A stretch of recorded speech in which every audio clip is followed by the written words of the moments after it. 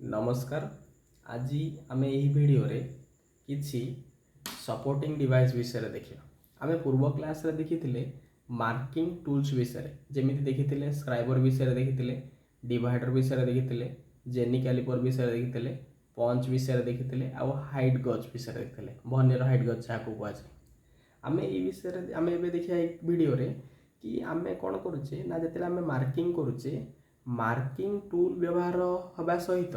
आउ किछि जिनस आमको सपोर्टिंग रे व्यवहार करे आम सपोर्टिंग रे व्यवहार करूँ। जेमिति मार्किंग जहाँ उपरे होता है ताकू मार्किंग टेबुल बा सरफेस प्लेट बोली कह जाए। तो आम देखिए किसी सपोर्टिंग डिवाइस जो थे आस सरफेस प्लेट, जो थे आस एंगल प्लेट, आउ जो थे आस वी ब्लॉक। ये हूँ एमती जिनस जी कि मार्किंग रे साहाଯ୍य करती आंक बिना मार्किंग टा आकुरेट हो पार ना। आम आज देखा सरफेस प्लेट विषय। सरफेस प्लेट विषय देखा पूर्व आम प्रथम देखिए डाटम कौन, कहीं डाटम बुझिला परे ही सरफेस प्लेट बुझा इजी हम। प्रथम आम देखिए डाटम कौन।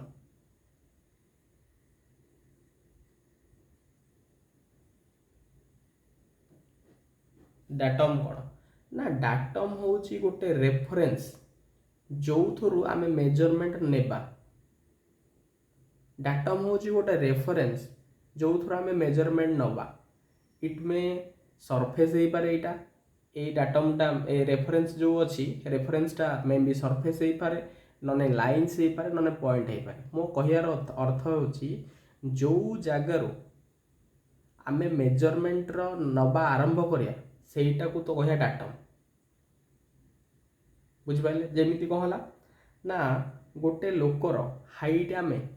बेस रु फ्लोर रु नवा आरंभ करुचे मुंड पर्यटन जीरो स्टार्ट हो फ्लोर रु। फ्लोर रु आम जिते मुंड आड़ी के अच्छे आम मेजरमेंटा बढ़ी बढ़ी आम एमती हिसाब से कौन करुचे गोटे लोकर हाइट मेजरमेंट करुचे।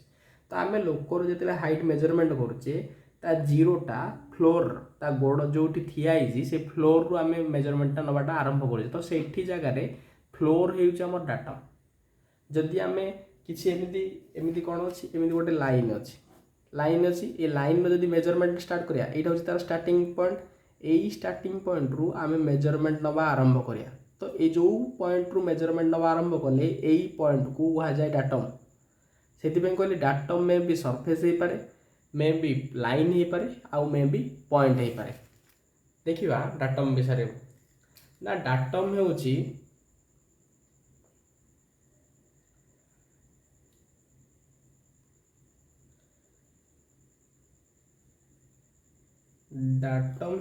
डाटम इज ए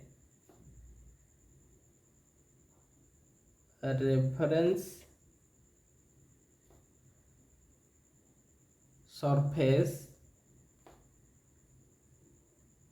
सरफेस और लाइन और point. Datum is a reference, it may be surface line और पॉइंट from which measurement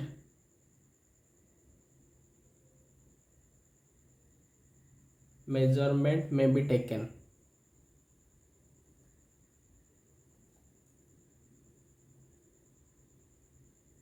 मु कहली जो जगार आम मेजरमेंट नवा आरंभ करुचे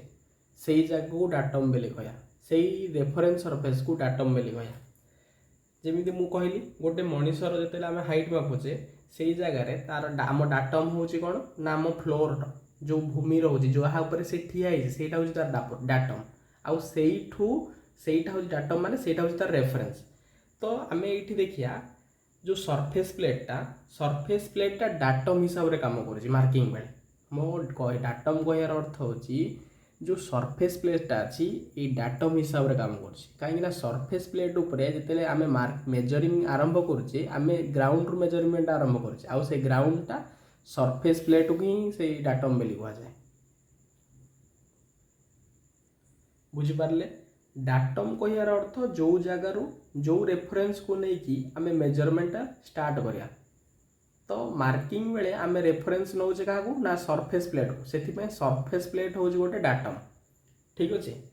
डाटम कह अर्थ बुझिपारे देखिए सरफेस प्लेट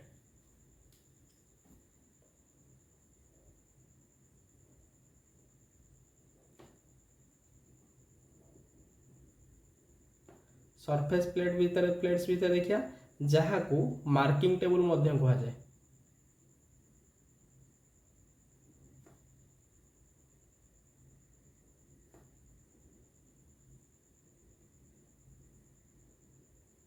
देख मार्किंग टेबुल क्या कह जाए मुझे कौन टूल्स हो कि इंस्ट्रूमेंट हो पढ़ाऊँगी से समय पूर्व कौन करेंगे ना से टूल्स कि इंस्ट्रूमेंट को गूगल में जाकि सर्च कर दिखाँ देखी दिखाँ से टूल्सटा केमती इंस्ट्रूमेंटा केमती बुझिया जहाँफल बुझिया टे सहज हो आम ए देखिले जो सरफेस प्लेट जहाँ को मार्किंग टेबुल बोली कह जाए मार्किंग टेबुल आ ना रू आम जापारे जो थे मार्किंग हुए मार्किंग टेबुल क्या कह जाए ना जो थे मार्किंग हुए से मार्किंग टेबुल कह जाए आ मार्किंग टेबुल को सरफेस प्लेट मार्किंग टेबुल को सरफेस प्लेट बोली कह जाए ठीक अच्छे तो ये जो देखिले आम सरफेस प्लेट यहाँ हूँ कौन ना यहाँ गोटे यहाँ डाटम रेफरेन्स प्रोवाइड करे मार्किंग पाए ठीक अच्छे आर यूजेस दीटा अच्छे आर प्रथम यूजेस हूँ इट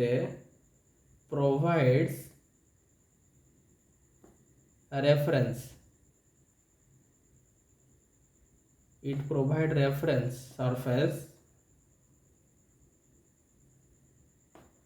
for marking मार्किंग कला मार्किंग हेबापाई किंबा मार्किंग जो सरफेस रे हबो से सरफेस प्रोवाइड करे कि सरफेस प्लेट से तेणुक कहली it provide reference surface for marking marking पाई रेफरेन्स सरफेस भाव में सरफेस प्लेट को आम यूज करुचे सेकेंड यूज अदर यूज हूँ for zero setting of measuring instrument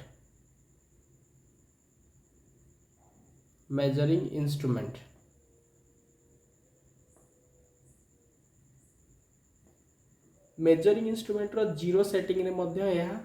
साहाय्य करे मेजरिंग इंस्ट्रूमेंट रो जीरो सेटिंग रे केमती साहाय्य करे चलंतु देखिबा फिगर रे यह हेउची वर्नियर हाइट गज जहाँ को पूर्व क्लास रे आमे ऑलरेडी पढ़ी सारिछे आर जीरो सेटिंग केमती होची आमे देखिबा ना एईटा को जदी आमे कोन भाबिबा ना एईटा को जदी आमे सरफेस प्लेट बोली भाबिबा ताहेले सरफेस प्लेट रे जेते बेले vernier height gauge scriber point touch हम तो मेन स्केल जो जीरो डेविएशन अच्छी जीरो ग्रेजुएशन अच्छी आ वर्नियर स्केल जीरो ग्रेजुएशनटा कोइनसाइड हवा दरकार जदि सरफेस प्लेट रे स्क्राइबर पॉइंट टच होला परे मेन स्केल जीरो डेविएशन आउ vernier scale zero deviation coincide होउछंती बा सीधा सीधा रहउछंती ताहले आमे कहिया आर जीरो सेटिंग ठीक अछि ये जीरो सेटिंग रे अछि ठीक अछि जीरो सेटिंग होचे या कि यही जीरो सेटिंग रे आमर किए साहाय्य गला ना आमर सरफेस प्लेट साहाय्य गला तेणुक कहली आर दुईटा यूज था गोटे हूँ प्रोवाइड हो रेफरेन्स सरफेस प्रोवाइड कर गोटे हूँ जीरो सेटिंग रे साहाय्य कर आम देखिए स्पेसिफिकेशन के आपको कहीं स्पेसिफाए करा मुझे स्पेसिफिकेशन माने आपको चिन्हवा के आम जमी आम गोटे मनीष को आम कहीं चिन्हुचे ता ना रु चिन्हुचे ता घर आड्रेस रु चिन्हुचे किंबा ता कलर रु चिन्हुचे ता हाइट रु चिन्हुचे ता वेट रु भी बेले बेले चिन्ह होता तो जोटा को बेस करके आम गोटे जिनस को चिन्हुचे से स्पेसिफिकेशन बोली कह जाए स्पेसिफिकेशन आम कौन देखिया ना आउ अन्य भाव में भी बुझीपर जहाँ मागिले आमको गोटे दुकानिया से इंस्ट्रूमेंटा दब जहाँ मागिया को पड़ो से स्पेसिफिकेशन जमी मुझी मु कहि पांच मु कहि धर 200 mm गोटे फाइल दियो मु जो फाइल 200 mm कहली सेटा स्पेसिफिकेशन कि लेंथ मु 200 mm मांगली सेटा कथा कहली कि स्पेसिफिकेशन हो केंदी करिया सरफेस प्लेट को ना सरफेस प्लेट को स्पेसिफिकेशन हम लेंथ अनुसार तापर ब्रेथ अनुसार तापर ग्रेड अनुसार आ गोटे हूँ इंडियन स्टैंडर्ड अनुसार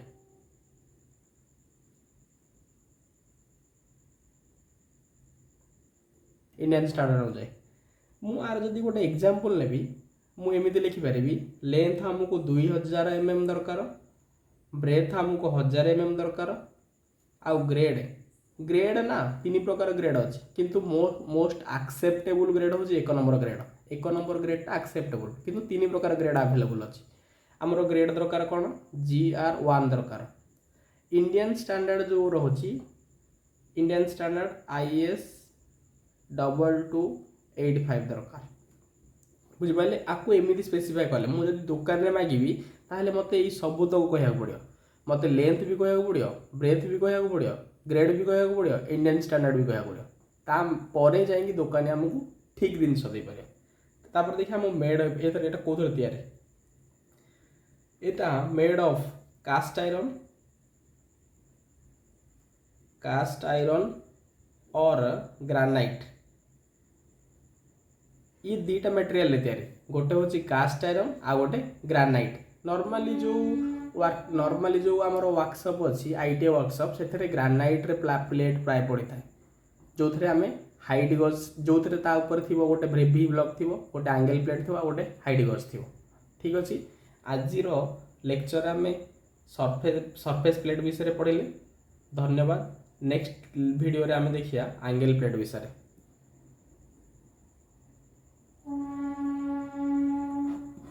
धन्यवाद।